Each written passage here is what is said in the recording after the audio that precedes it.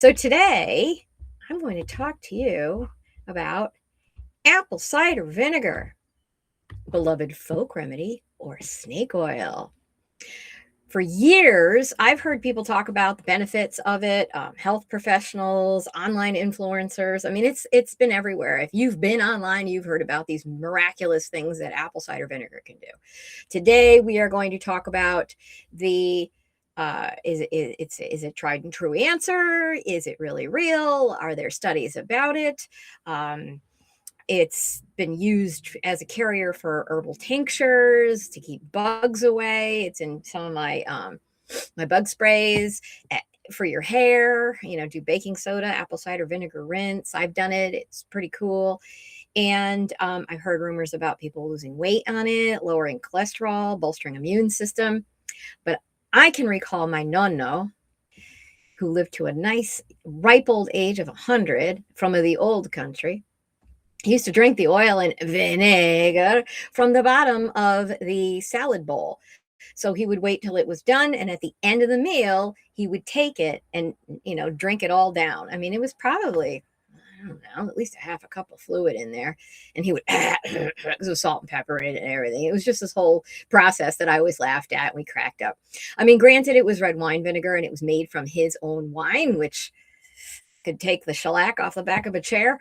But the benefits of acetic acid, which is what we're talking about here, obviously it did something for the guy because he was a good 100. He was still walking around and stuff up until about maybe a month before he finally passed. So today I'm going to go over the myriad benefits of this humble folk staple and show you the science and studies that back up some of these claims. Welcome to Trust Your Gut with Tania. I'm Tania Abatello, a functional nutrition strategist and wellness practitioner who helps individuals resolve chronic complex health issues that haven't responded to conventional approaches. So, if you haven't yet, please subscribe. I come out every week with a different topic. We go through body, mind, and spirit here, and this is where I really like to get into the nitty-gritty about nutrition and ways to keep yourself healthy, because goodness knows it's a little bit difficult in this day and age. And perfect time to tell you, this is a warning about doing your own research. This is not the warning that they always give you about, well, don't do your own research. It's, yes, do your own research, but make darn sure you are going through and looking at the studies behind it. Go beyond the headlines. Go beyond the AI summary. This is a yet another thing that we have to get beyond to find out the truth in things. Too many people just get lazy and go, yeah, it just says that, it's good enough. Sometimes it is, but you really need to follow up. It's a great place to start. Like Wikipedia, great place to start. I wouldn't bet my life on it. Just saying. So since I'd been hearing that there were so many benefits to apple cider vinegar, I decided to do some research.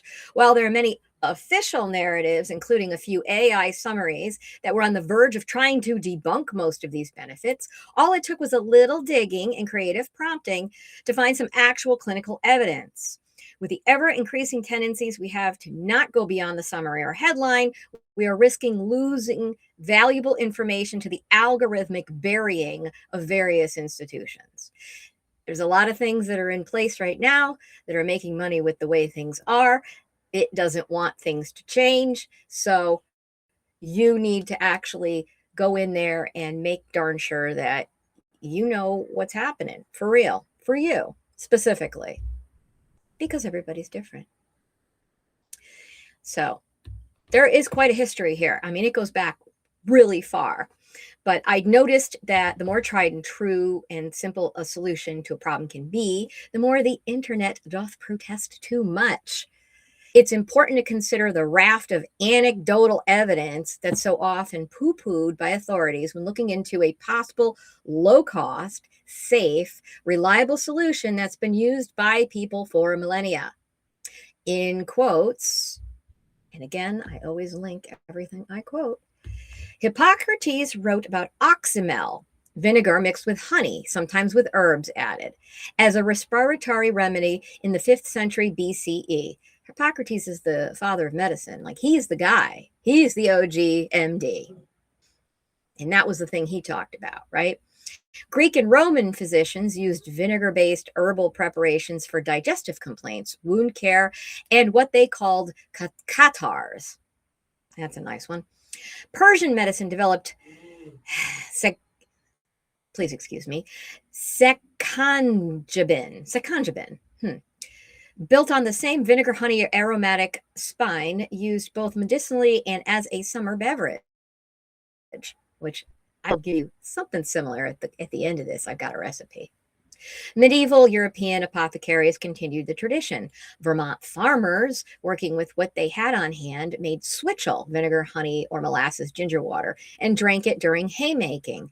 D.C. Jarvis, the country doctor who practiced in Vermont for over 50 years and wrote 2 books on folk medicine, documented switchel as a staple used by people who reached their 90s working in the hayfields.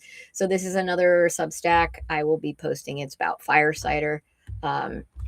It's Unbecoming. If you're interested in this sort of thing, I highly recommend that you follow Unbecoming as well. This is the book. It may be backwards in your screen, but it's the famous bestseller from 1960, D.C. Jarvis, MD, Arthritis and Folk Medicine. I've been suffering from some arthritis. I thought this might be a good idea. What does he do? I'm not all the way through this, about a third of the way through this book, but all he's been doing is hammering the benefits of apple cider vinegar. And he has all kinds of really cool experiments that he did with livestock. And it's mind blowing. I was like, yep, I'm 100% doing this now. I mean, I had on and off right along. It's not that I didn't believe it or anything. It's just, I didn't realize that it really could help me as much as it could. To be fair, to be honest, I've been doing it probably on and off now for about a month. I feel like things are better. I'll get into that later. So here we go, the benefits. Treatment of gastric reflux. This is the one we hear pretty often. If you're suffering from heartburn, you may have heard someone suggest having apple cider vinegar and water before bedtime. You might have thought it sounded counterintuitive, or you might have even tried it. It's totally possible that you're a firm believer of this nightly ritual, or maybe this just didn't work for you. Everybody's different. So in this study, apple cider vinegar, which contains acetic acid, is currently very popular and widely available in grocery stores. For instance, Bragg apple cider vinegar containing 5% acetic acid. That is not the one I use. I could link that below, which one I am using. I will not use Bragg's anymore because Bill Gates bought it out. Just saying. In other words, these great things, they get bought out by large companies, and then the way that they make them is not as true to form. So I'll get you one that I'm using. And the recommended dose is 15 to 30 milliliters per day and 8 ounces of water in 2 doses. Importantly, the effect of the administration of acids, either after or with food, is short, as the acid is rapidly consumed by the interaction with dietary protein. So what happens is your stomach has acid in it. This also is acid. When you're digesting and you're putting other things in with it, the acid gets neutralized by your food. That's what's supposed to happen. So the rapidity of the loss is proportional to the buffering capacity of the meal. Because of the reduction or absence of normal acid secretion, the volume of the gastric contents tends to be decreased, and one should increase daily fluid intake with meals to at least 2 glasses per meal. Experiments as to the optimum dosage are lacking and likely to be individual specific. This is why it's important that you do this on your own. There is a general rule of thumb. It's about 2 teaspoons per 8-ounce glass of water. I do generally, this is, I think it's a 16-ounce glass, because I'll get into that later too. It could work on the enamel of your teeth, and you don't want that happening. But there are some definite benefits to your oral health as well. So we suggest that one start with low doses. So do a teaspoon in 8 ounces twice in the morning, take it once, and then at night, take it once. You can take it after a meal. You can take it before a meal. Experiment and see what works for you.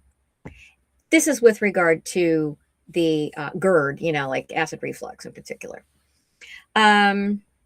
We suggest that one start with low doses is a good response. Patients will need to experiment with what works best regarding dosage and timing of administration before or after meals. All acid drinks may theoretically damage tooth enamel, and all are tart. Use of a straw is suggested to reduce exposure to the tooth enamel, and to the addition of aspartame or honey can reduce tartness. So I would not say use aspartame ever. Please don't use that. You can put a little honey in there. I'm a stevia person. I put a little stevia. But when I'm drinking this down, the one that I use, it tastes great. You really don't need to add anything sweet to it. But if you do, local honey is a nice 1-2 punch. There's some great stuff in it if you can tolerate the sugar. Weight loss. So when I'm fasting and feel a pang of hunger, I take the 2 teaspoons of ACV in water, the apple cider vinegar. I will call it ACV from now on. And it appears that the mechanism of your stomach is soothed by the administration of the drink. My hypothesis is that an increase in the acid, because what happens when food gets in your stomach, the acid increases in your stomach, which triggers the reduction in ghrelin, which is the hormone that signals hunger. I think I got that right. Sometimes I get these reversed. I will make a correction if that is what the case is. Ghrelin signals hunger. Leptin signals satiety. So those 2 hormones, one gets triggered when you've had enough. The other one gets triggered telling you that you're eating, it's time to eat. So you want to work on keeping those in check. The pH of your stomach is likely what's triggering that. So if you're adding acid like your stomach would normally do, just dumping acid into your stomach when there's food in it and there's no food in it, it will curb your appetite. Pretty neat, huh? Overall, this meta-analysis suggests that ACV supplementation may be a promising and accessible adjunctive strategy for short-term weight management in adults with excess body weight or metabolic complications. And I link that study here. It increases mineral absorption. When taking ACV with food, the availability of its nutrients are increased. This seems likely due to the drop in stomach pH, which is required to properly break down food. In quotes, the promising antioxidant results shown in this study support the use of apple cider vinegar as a diet supplement in the prevention and treatment of oxidative stress-related diseases such as diabetes, inflammation, and other pathologies. And this study gets into a little more about how this happened. I believe it might have been in lab rats or something like that where they did this. There is a lot of evidence in this book. He had, and I'll get into that later, cows and some of them that weren't thriving, and he added it to their diet, and they just, healthy, not fat, healthy. Because sometimes they do things to fatten up cows too. This is not that. Oral health. So as I mentioned earlier, it could kind of eat at the enamel on your teeth because it dissolves minerals. One of the things that happens when you have tartar on your teeth is that your minerals are building up with the plaque on your teeth, and calcium gets in there and it solidifies. Since I've been doing this, my teeth have gotten whiter and I definitely have less tartar. So due to the acidic nature of ACV, it breaks down the calcifications of tartar and hinders bacterial growth in the mouth. One of the warnings given in every article or study about ACV is in its ability to break down tooth enamel. Used with caution, a balance can be achieved where the prevention of tartar buildup and overall gum health can result. Yeah, it's also pretty antibacterial. So if you've got all of those funky Streptococcus mutans and things like that that cause gum disease and cavities, this is another one of those wonderful things that you can do to keep your mouth healthy, which that in a lot of ways is one of the major pillars of general health. In quotes, to sum up, this in vitro study has demonstrated the possibility of using apple cider vinegar to reduce plaque and gingivitis. In addition, without additives, apple cider vinegar has both mechanical and chemical effects on dental plaque, and it may be a natural available, inexpensive, and harmless substance that can improve the quality of oral care for difficult groups of children and people with special needs. This particular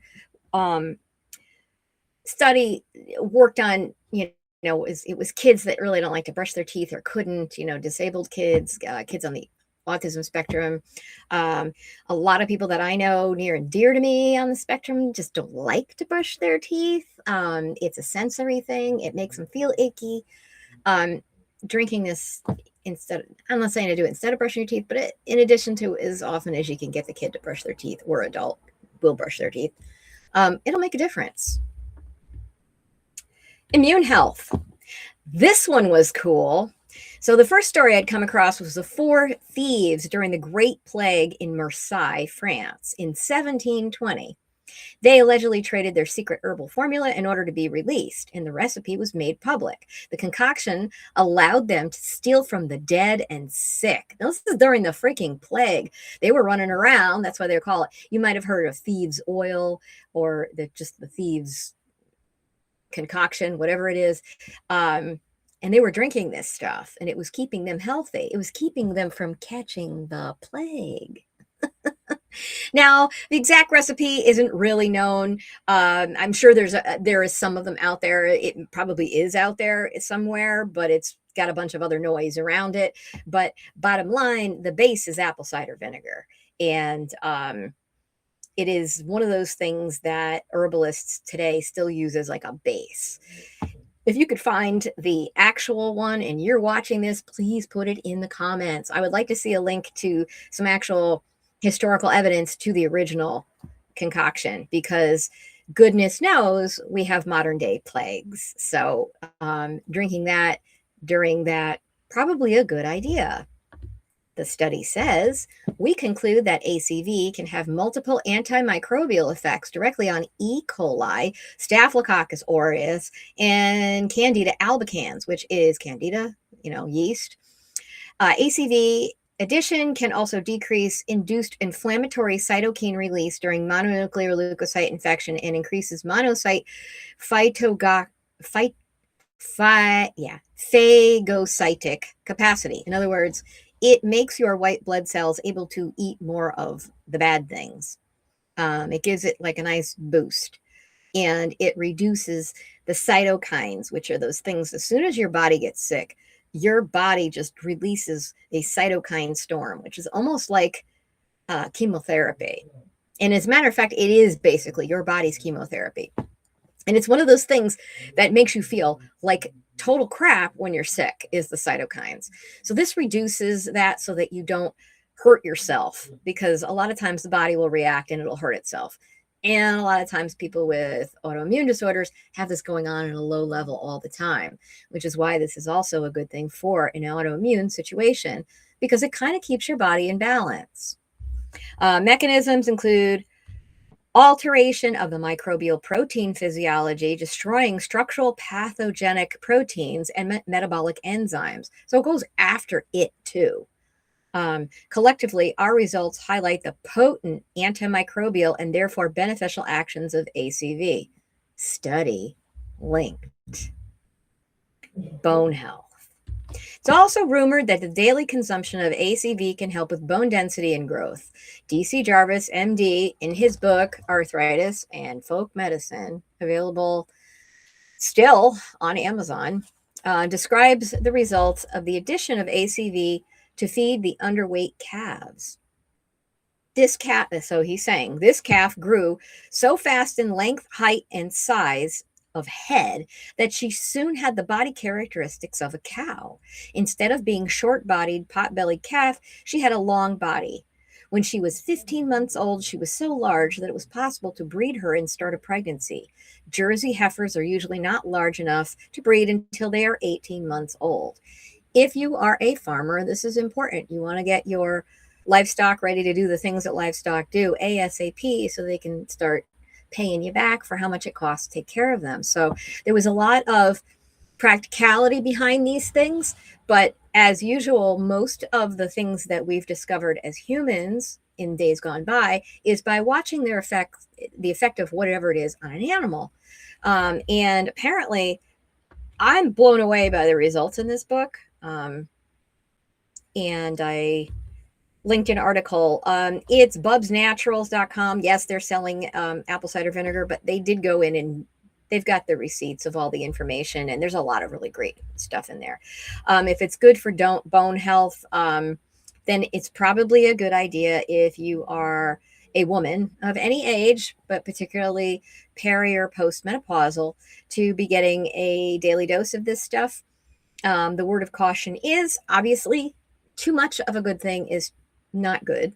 So don't take too much of it, because it could start to hinder your bone growth, and it could, tank your potassium levels. It could mess with your electrolytes. So again, low and slow with anything. And always consult your doctor, because there's a possibility that this might interfere with some medications that you're on, and that is the last thing that you need. Blood glucose and cholesterol levels. I loved this one. I didn't even know about this until I started looking into this stuff. Currently, diabetes affects over 537 million adults globally, and cardiovascular disease is the number one cause of death for these individuals. It's getting to be for most, with almost half of them suffering from both ailments. A simply daily dose, morning and night, of ACV could potentially improve both blood sugar and lipids in this population, in all of them. Quoting the study, daily consumption of ACV may have beneficial effects in controlling blood glucose indices and lipid profile in patients with type 2 diabetes. So, my current recipe. What am I doing?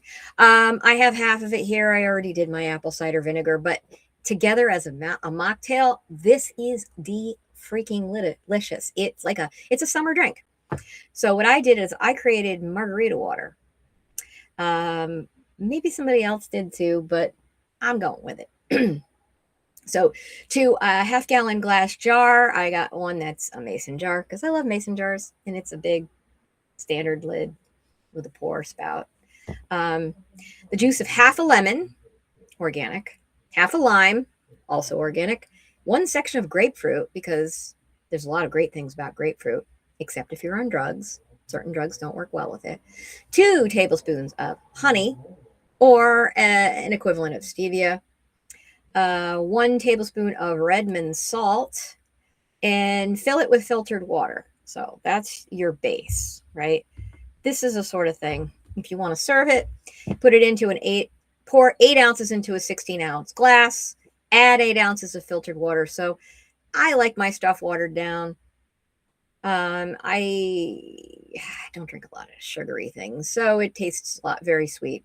And then you add your 2 teaspoons of apple cider vinegar, stir or shake. And it's, again, it's a good thing to add to it so that it tastes good, but it tastes really good with this. It's refreshing. Throw it some ice cubes, a little sprig of mint, sounds great. So again, the warnings. Always dilute. Never drink apple cider vinegar straight. Always mix 1 tablespoon of ACV into at least 8 ounces, 1 cup of water. Just repeating that last. Use a straw. Sip the tonic through a straw to protect your tooth enamel from the acidity. Rinse. Rinse your mouth with plain water after finishing your drink. Timing for maximum benefit. Drink it about 20 minutes before a meal. Again, your results may vary, your needs may vary. Also, be careful about putting it into a metal container, because again, it does pull metals and minerals from things. So if you have a metal container that's got nickel or something funky in it, it could pull it into it if it's in there for any length of time. Best to use glass where possible. Stay away from the plastic. That's just a general rule of thumb, but I felt the need to repeat it. So that will do it for me today. I have a fantastic infographic that has all this information right here in my show notes. I will also put it in there. And I'm asking you to stay tuned, have a sparkling day, and Trust Your Gut with Tania is a subscriber-supported podcast. If you are getting value, please consider subscribing, upgrading your subscription, and or sharing with others you feel would benefit. Bye-bye.